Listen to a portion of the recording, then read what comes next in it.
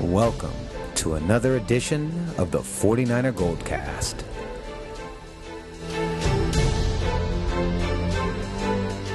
San Francisco, are you ready?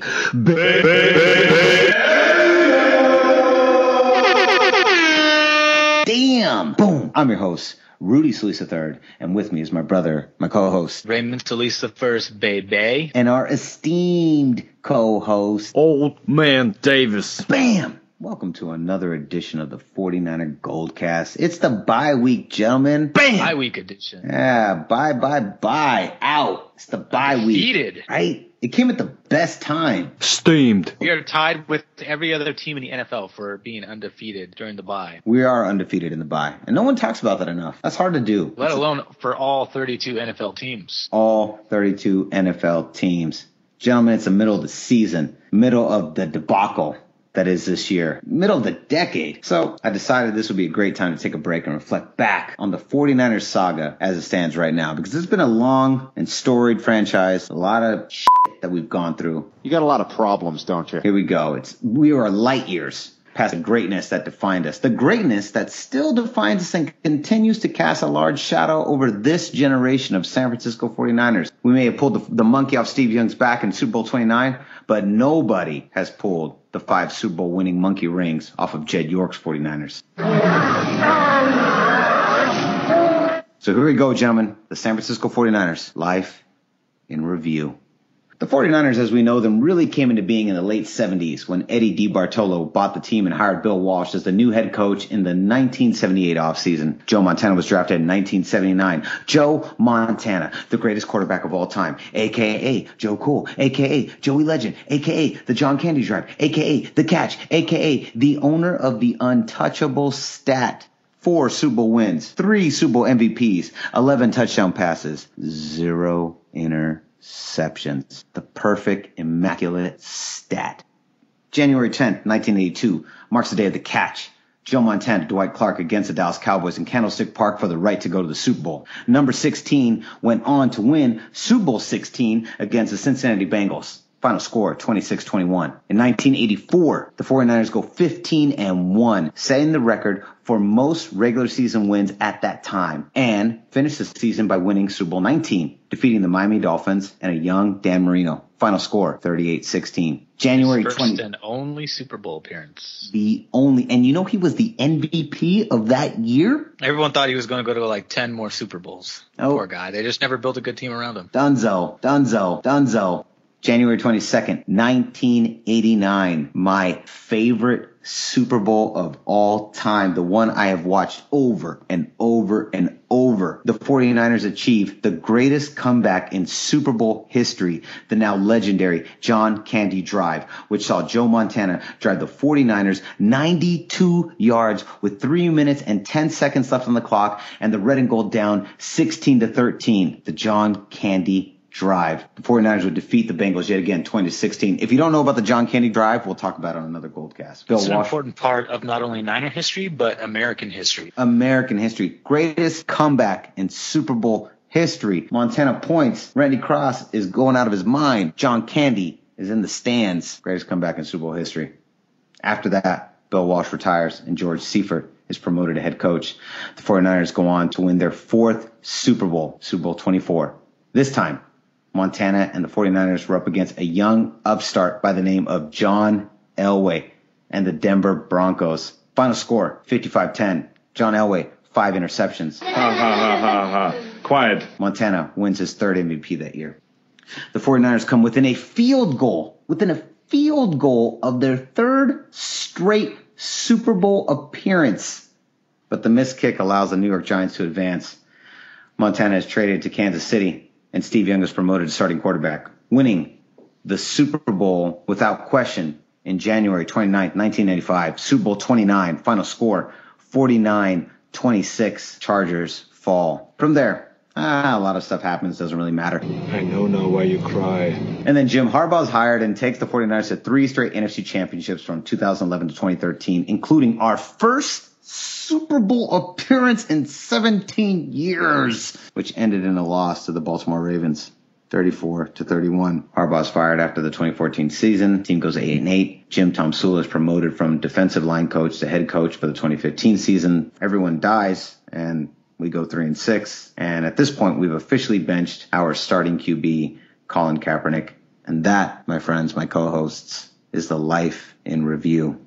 So here's my questions. After everything we just talked about, everything, the whole life in review, what are your thoughts on this current 49ers team? Let's start with our expert analyst, the main man, Raymond. How do you feel? How do you feel about where we're at right now? It feels like we're back at square one in a lot of ways. Certainly in the quarterback position, it feels that way. And that's not to say that Colin Kaepernick is done, although it likely seems that way. And I think it will be more definitive if Blaine Gabbert were to pull off a miraculous victory over the Seattle Seahawks. Everybody's entitled to their own opinion. Which he's probably not going to do. Next Sunday, I highly doubt he will. Maybe I don't agree with it, but at the end of the day, they can say whatever they want. And we're going to talk about it later in the Goldcast. But if he has a good game statistically, but we'll obviously get into that later. But it's definitely disappointing because just when you thought the glory days were back and back in such a strong fashion under Harbaugh, it just came crashing down like a meteorite. And wow, it's like the doom days are back again. Losing is back again. That feeling of just like expecting to lose. I know what a Detroit Lions fan feels like every single year, but it's harder to be that way coming from the top of the top, which we were at for so long, 15, 20-year run when we were just constantly winning, to fall back after 10 years was pretty darn hard. Last season, there was kind of a hope because you're late 8-8 and you're like, oh, there's injuries and there's just kind of some drama. Once they clean that up, we'll be back to normal. Nope. Just a bunch of fallout in the offseason. New head coaches, unproven coaches, new personnel, unproven personnel. And it just really hasn't come together. There's like small glimmers and flashes of hope, mainly what I see on the defensive side of the football. So I think that's something that is something to look forward to in the future. I'm going to pause you right there. Hold on. Let's talk about this subject because this is you touched on it. And honestly, the Goldcast, this is the Bay Area fan perspective. We try to offer hope, and that's our thing. That's our deal. That's our style. When did you know? Here's a question that we didn't really talk about last year during the season. And you know what? It's a bye. Screw it. Let's talk about it. When did you realize and believe that Jim Harbaugh was actually gone? I want to hear when you, Raymond, personally believed it. Because I'll tell you when I believed it. I want to hear when you believed it. Probably the San Diego game. Which was week 16. Old man Davis, when did you believe that Jim Harbaugh was gone? When Richard Sherman and Russell Wilson sat at the midline, the football field, Levi Stadium, and broke bread and turkey bird and shared it amongst the rest of America, letting them know that they took over. Okay, so the game that Harbaugh says he was actually officially told he was going to be terminated. The embarrassing loss to the Seattle Supersonics. See, every Seattle fan is so happy that you just called them that. Pretty much the downfall of Jim Harbaugh. And that's my opinion about that. You allow not only an embarrassing loss to take place, but you left no confidence in the GM that you couldn't even get along with, or the CEO, because your ego was too big in that room to be deflated. And as a result, you lost your title, you lost your job, and ultimately you lost the respect of the great, classy Jed York.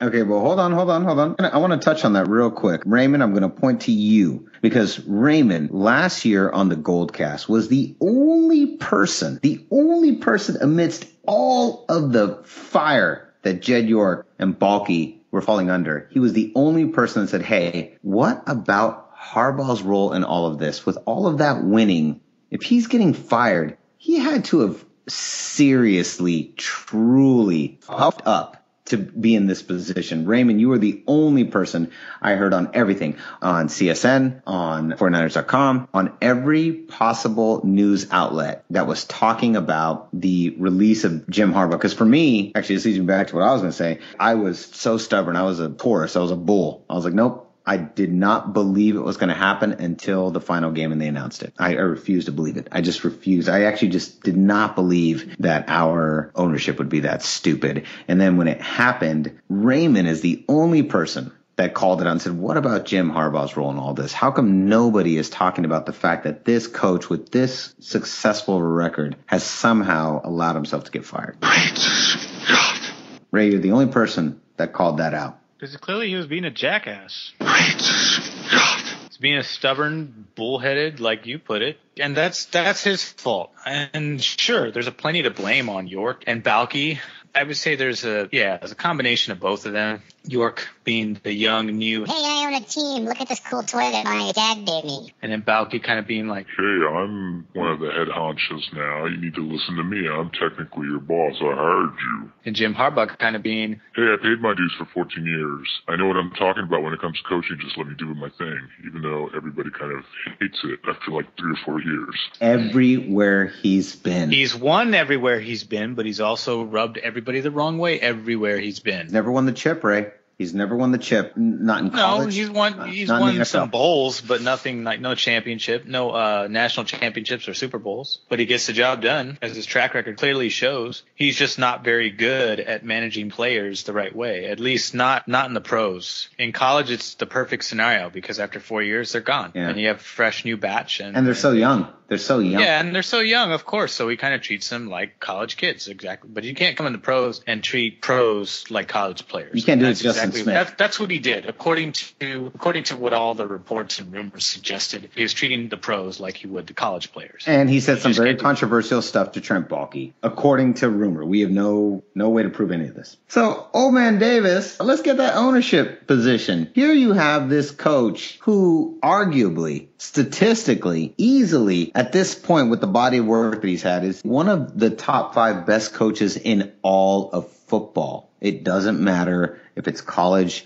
or pros. Harbaugh is one of the best coaches of the decade. For Stanford, for San Diego, for Michigan, for San Francisco, it doesn't matter. And he's treating your GM like shit.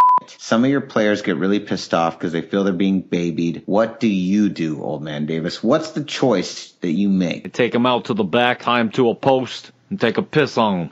Okay, there's one solution. The Al Davis solution. The Al Davis solution. Tie him to a post and pee on him. Just pee, baby. Just pee, baby. You understand this. You are an employee of the owner of the franchise. And if you can't acknowledge that or understand that, your position will be removed. Bottom line, that's what it comes down to. Jim Harbaugh should have known that he had this coming to him, and he was prepared to take all consequences and face his fate. And it very well may be that he's continuing on this legacy that he carries on. Well, outside of that big Michigan loss, he's been killing it. But the reason I bring this up, and now I'm not trying to beat a dead horse, and this is something that has been covered in every single possible San Francisco publication that we can think of. But the reason I bring this up, and the reason we're talking about it is, number one, the Goldcast never really talked about it last year for the 1,000 people that were listening to us last year. The other reason we didn't talk about it, it just happened so fast. And I feel like it leads up to exactly where we are right now with Jim Tomsula, a coach that a lot of people didn't have faith in, including the Goldcast. But we still, because we're the 49er faithful, we know we did our 49er Wars, A New Hope, and we talked about exactly why you should have hope in this team. We will always, always, always be on the side of belief that we will succeed, because that's the faithful way. Like, you shouldn't believe the opposite. I don't. And you should be realistic. But still, the reason we talk about that and the reason we bring that up is that it has led us to where we are today with Jim Tomsula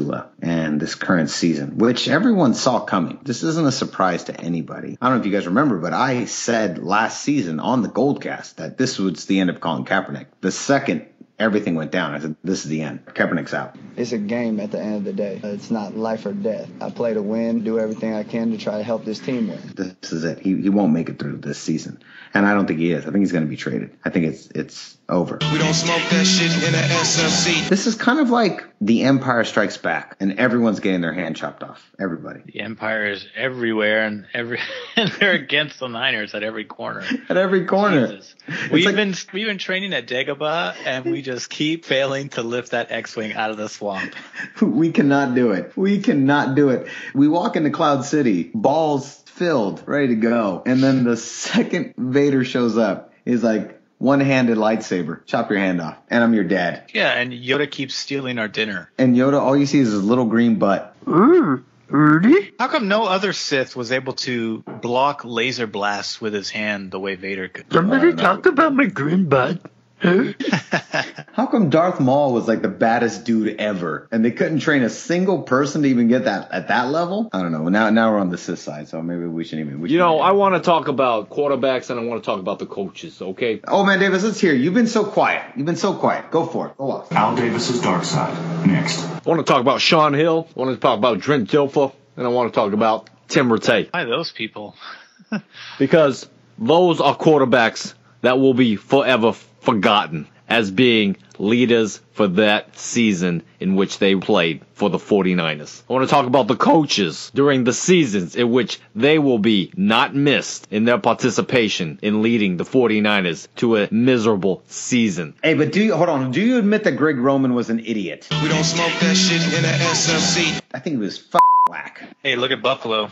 How good are they doing under that new offensive Rex Ryan regime? Greg Roman should go back to high school football and coach little girls' cheerleader squads. Give me a keg of beer. Okay, these coaches, Coach Dennis Erickson, Coach Nolan, and Mike Singletary, all played a very heavy hand in letting Red and Gold faithful know how bad it was during those early millennia years. Tom Sula / Kaepernick will not be the end of it. We will come up, we will survive, and we will take it over again next season. 100%. Looking into the remainder of this season and the games being played, this season will not be the worst. This season will not be second to worst unless Blaine Gabbert comes out and plays the worst games of his professional career. I think we still win 2 to 3 more games. Based on the schedule, for sure, and based on the progression of the defense, for sure. Even more so than I thought before the Atlanta game. Yeah. Because I honestly thought Atlanta was going to blow us out. So for the fact that the defense shut down a top 10 ranked offense with 2 Pro Bowl wideouts is definitely saying something about what Mangini's doing back there. Moving on from 49ers Life in Review, we're going to talk about our playoff picks, which we're going to be closely tracking from here to the end of the season. But first, a word from our sponsor. Hey, Rudy. Hey, old man Davis. What are you doing? Oh, just hanging out, looking for a podcast. What kind of podcast are you listening to right now? Oh, it'd be nice to listen to, I don't know, a 49ers podcast. A 49ers podcast? You got it. I got a podcast you should listen to. What? A Goldcast. The 49ers Goldcast. What? Shut that podcast off and turn this one on. The 49ers Goldcast. They are the only voice that truly represents the Bay Area fan perspective. Hosted by Rudy Solis III, his brother Raymond Solis I, and that silly old man Davis, me. You. That's who. Hey, that's you. The 49ers Goldcast is considered by most to be the greatest fan podcast in history of the fan podcast. Boom. You can download the latest episode of the 49ers Goldcast on YouTube, iTunes, and Stitcher. Simply type in the 49ers Goldcast. That's Goldcast as one word. Be sure to like us on Facebook at facebook.com/49ers Goldcast. So, gentlemen, okay, so most of our Goldcast listeners don't realize where we're switching into. We're going into our playoff predictions. And this is like a little fun contest that we do between the three of us to predict who can get the most teams correct. You know, how close can we get it? And so, starting out, we have the AFC, NFC. We're going to knock out 4 teams from the get-go. And then we're going to include into the playoffs 1 team from the AFC, 1 team from the NFC. All right, so this is our little competition from now till week 17. We're going to see who has it the closest. You know, every one of us will have one crazy prediction. I have one. It's super bold. It's super bold. I'm just going to throw it out this week 10. All right, so Raymond, go for it. I'm going to start at the top, starting with the AFC East. So in the AFC East, I definitely see the Patriots getting in there because not only is their division crap, but their schedule's crap, and they're going to continue to win. Dolphins are obviously out. Okay. NFC, I'm going to start at the top at the NFC East. I'm going to say Giants are in by default. Ooh, that's a big one. Because The Cowboys are out. Their two best players have been out all year. There's no way they can climb back in it. So Dallas is out. Giants are in. I'm going to stick to the AFC East, and I'm going to say the Jets. The Jets are out. Ooh, even with that good defense, huh? Well, they just lost. You play to win, and I don't care if you don't have any wins. You go play to win. Yeah, it's true. It's true. You're not wrong. Lost to a better defense in Buffalo. Yeah. All right, NFC. NFC, I'm going to say the Eagles are out. Ooh. It's an easy one. Ooh. I mean, that NFC East, I think, is so tight. I'm just not sure. Old man Davis, you ready? The AFC, I have two teams that don't show any sign, in my professional opinion, as making it into the playoff postseason. Kansas City Chiefs and the Cleveland Browns. Ooh. That's namely because the Chiefs and the Browns are losing teams this season, but they're losing AFC teams with the hardest schedule this season. Yeah. So I'm going to gamble on that, and there's not much to be said about those Browns other than they look like the brown on my diaper. Okay? Johnny Festival. Two teams that I have automatically going into the playoffs and will be very interesting to see how they do in the playoffs will be the Cincinnati Bengals. Ooh, two AFC teams. You didn't even include an NFC team. In the NFC, I have two teams, that being the Detroit Lions and the Tampa Bay Buccaneers. As out. Safe bets, good bets, strong bets. Detroit knows it's over, and given their recent house cleaning by the Mrs. Ford owner, God, she looks good sometimes. Makes me want to bite my knuckle. I am Tampa Bay just because the division they're in. They're playing decent spoilers, though. I'll say that much about Tampa Bay. Yeah, they've been disrupting a lot of Vegas odds. In the AFC, I see nothing other than New England Patriots. Boom. Bill Belichick and Tom Brady are still doing what it takes to play like champions and win games, and they're still undefeated as of today. We've got a really good cheating system going on this time. Because did you guys watch that game? That game was crazy. They had that game. They had it. In fact, minute and a half left to go. Brady throws an interception to the Giants. They intercept the ball, but I don't even know because I don't know the Giants players. He falls. He hits the floor so hard that the ball bounces out of his hands and it's ruled incomplete. It was crazy. They literally by the fucking skin of their teeth got out of that. All right. On the NFC side, the one team I'm going with is the Carolina Panthers. And obvious for me, still undefeated. The team to beat in the NFC. I like Cam Newton. He's doing an outstanding job leading his team. Undefeated.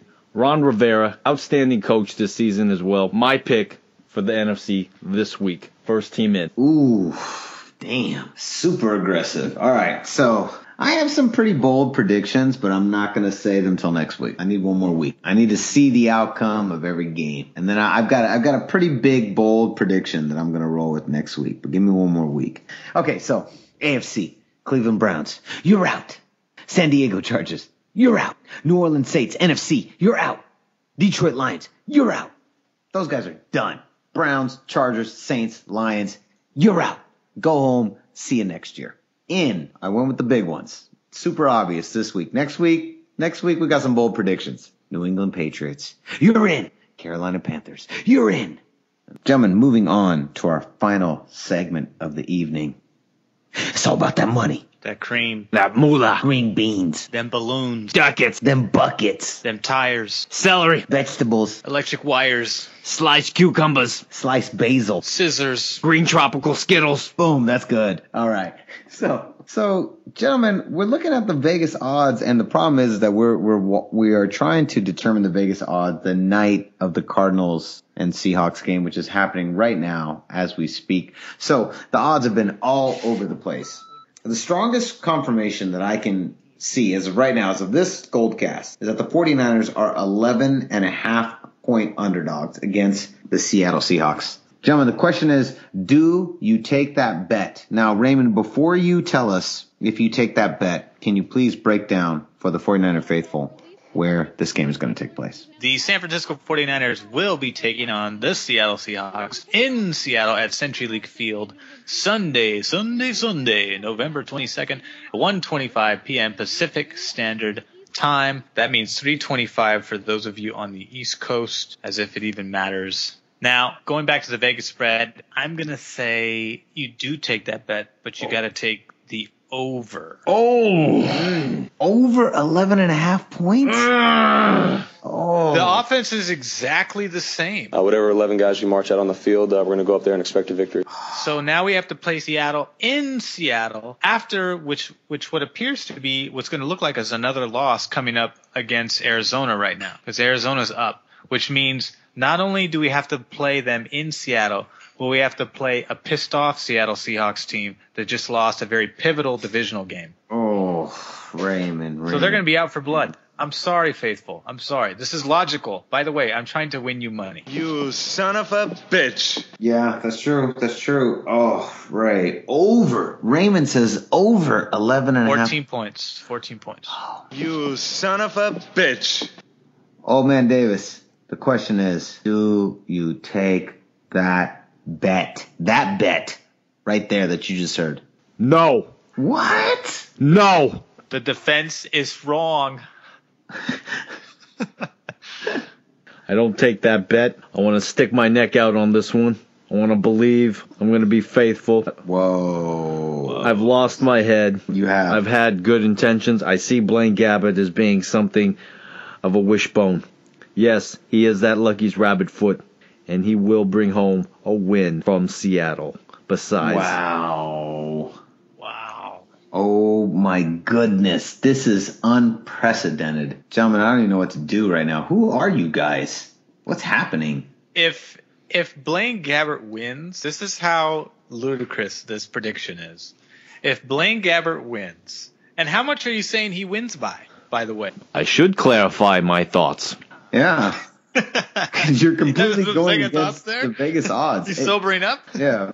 They will not make that point spread, but they will win by more than 3 points. Tell them one thing. Let's win. Just win. Wow. So Okay. Old man Davis, in a fit of complete controversy and total shock, is now saying to the Bay Area San Francisco 49er faithful that their 49ers will not only win, but will win and reverse the Vegas point spread, and they're going to win by over 3 points. Am I getting all this right? Phil Dawson comes away with the win in the bird's nest. Wow.